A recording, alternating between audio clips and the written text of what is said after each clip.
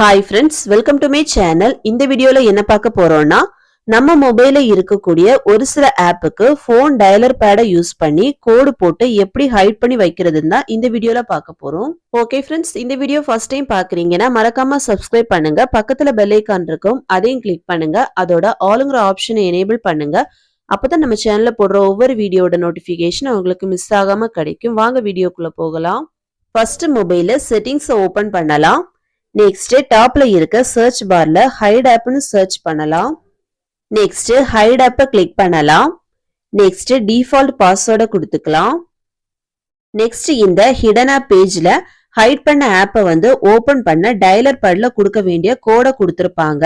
இந்த கோட போட்டு வந்து நம்ம hide பண்ண app வந்து open பண்ணலாம். இந்த பேஜ்ல நம்ம மொபைல்ல இருக்கக்கூடிய எல்லா ஆப்புமே வரும். இதுல hide பண்ண வேண்டிய app வந்து first select பண்ணலாம்.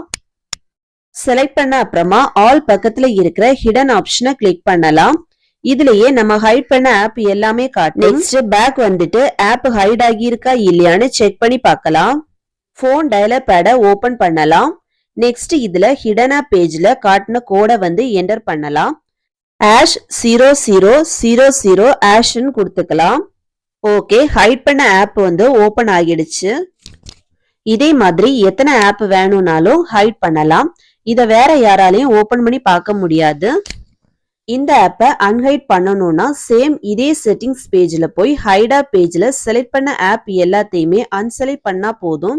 ஆப் எல்லாமே அன்ஹைட் ஆகிரும். பேக் வந்துட்டு செக் பண்ணி பார்க்கலாம். போன் டயலர் பேட்ல அதே கோட போடலாம். இப்போ ஹைட் பண்ண ஆப் எதுவுமே இல்ல.